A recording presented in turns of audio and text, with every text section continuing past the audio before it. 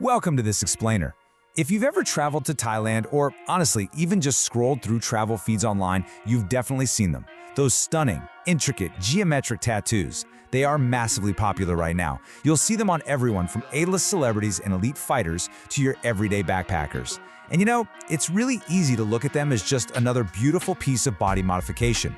But here is the secret that most people completely miss when they sit down in that chair. Getting the ink is actually the easy part. The real work? That begins the literal second you leave the studio. So think about this. What if your tattoo's magic could literally just turn off? It's kind of a wild concept, right? Because in Western culture, a tattoo is usually just this permanent piece of art. Once it's healed, you're done. You never really have to think about it again. But a Sak Yant, it is totally different. It's a living, breathing spiritual commitment. The high-stakes reality of wearing one of these ancient designs is that keeping your sacred Thai tattoo turned on is a lifelong challenge. Because if you don't follow a very specific set of rules, that beautiful ink on your back basically becomes spiritually dead. It reverts to being just a regular tattoo. Just to make sure we're all on the same page, a Sak Yant is a sacred, hand-poked geometric tattoo blessed by a monk or an ajarn, which basically translates to a master. These designs are rooted in this fascinating, centuries-old blend of Buddhist, Animist, and Hindu Brahmin traditions. You don't just pick one out of a catalog on a whim because it looks cool. They're meticulously inscribed using a traditional hand-poke method, usually a long metal rod or a bamboo stick, and this is accompanied by very specific chants and blessings. The ultimate goal here is to offer the wearer protection, immense power, and good fortune. But, and this is a massive but, that spiritual protection comes with a serious binding contract.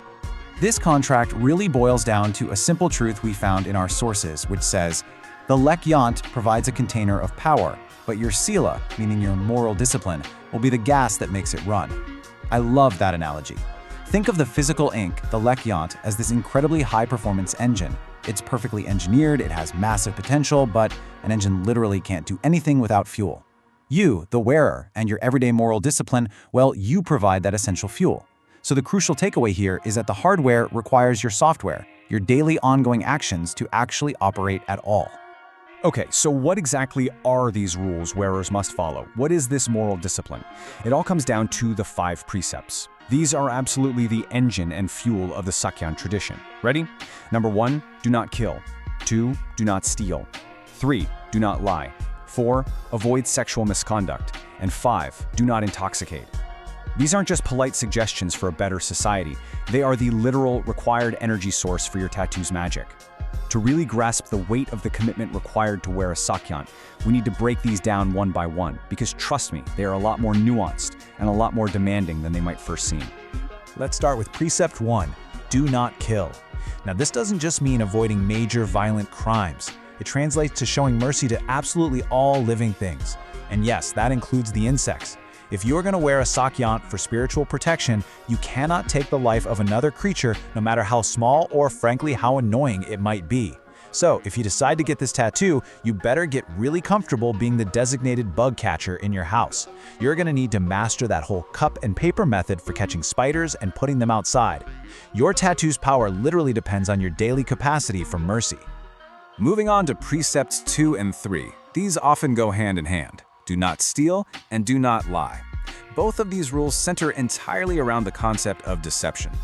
Keeping the magic of your Sak Yant alive means maintaining an honest living and having absolute integrity in all of your transactions. It also means being meticulously careful with your words. We aren't just talking about avoiding grand theft or committing perjury in a courtroom. It's about the little things. It's avoiding malicious office gossip, speaking truthfully to your friends, and not manipulating other people just to get ahead. Your word and your actions have to be completely pure, which, let's be honest, is a pretty significant daily challenge. Now, Precept 4 is where ancient tradition seamlessly meets our modern lives. While the literal translation strictly forbids sexual misconduct, the modern expectation focuses heavily on respecting boundaries and remaining loyal. So what does this actually look like for someone wearing a Sak Yant today? It translates into respecting yourself, respecting your partner's boundaries, and remaining strictly faithful in your relationships. In fact, some masters even specify that this includes not lusting after people who are already in committed relationships. Fundamentally, this is all about maintaining deep honor and respect in your most intimate human connections. And here we are at the fifth, and probably the most heavily debated rule, the ban on intoxication. Now, a lot of people immediately ask, wait, do I have to go completely sober if I get a Sak Yant?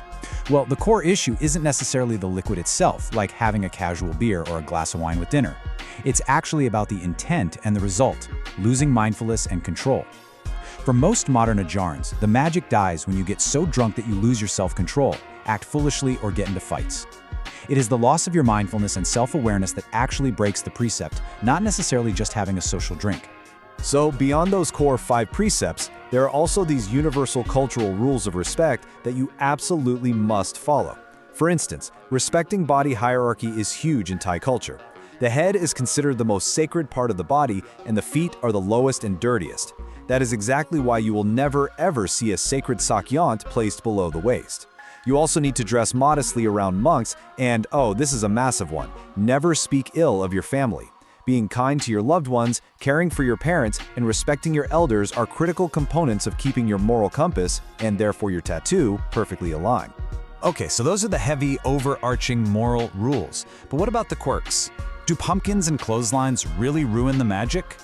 If you dive into Sak Yant forums online, you will hear all sorts of wild folklore. You'll find people genuinely panicking because they ate a certain forbidden vegetable, or because they accidentally walked under a clothesline where underwear was hanging, which in traditional animist folklore is considered spiritually unclean.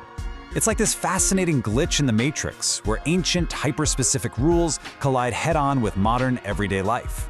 While ancient folklore might strongly warn you to avoid eating starfruit or pumpkins, or to never duck under a clothesline, or even spit in a toilet, the core truth, at least as explained by most modern masters, is that your intent dictates the power.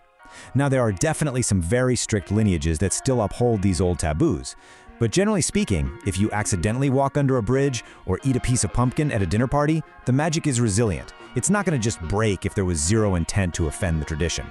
The magic isn't incredibly fragile, but it absolutely demands your conscious, ongoing respect. So what actually happens if you knowingly break the 5 precepts? Say you lie, you cheat, or you lose your temper and hurt someone. Well, think of it like a discharged battery. Bad deeds slowly drain the spiritual protection of the ink. It's not like a sudden, dramatic lightning strike of bad karma. It's more like a slow leak. Living in an immoral life discharges that protective energy until the Sak Yant is, once again, just regular ink on your skin. All those blessings of protection, charm, and good fortune completely wiped out, leaving the wearer spiritually unprotected.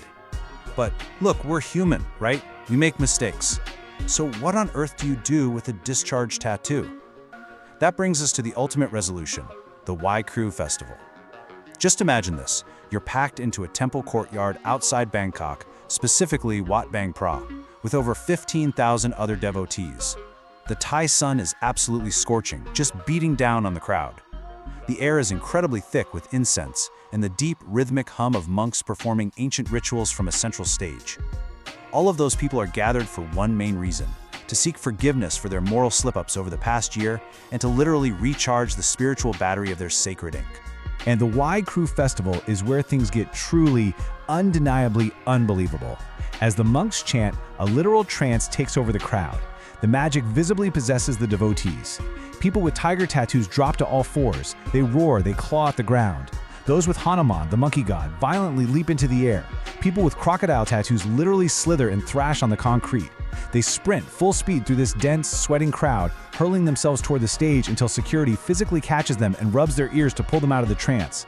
It is an absolute kinetic chaos of spiritual energy, proving just how deeply these rules and this magic are felt by the people who wear them.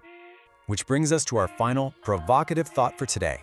Are you ready to wear the weight of the ink? A Sak Yant is undeniably beautiful, for sure. But it is not just a cool souvenir to cap off a backpacking trip to Southeast Asia. It is a living, demanding spiritual commitment. It requires intense mindfulness, strict adherence to those 5 precepts, and a daily conscious effort to just be a better human being. The ink is just the container. You have to step up and provide the fuel.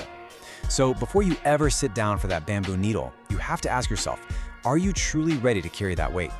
Thanks for joining me on this explainer, and keep questioning the world around you.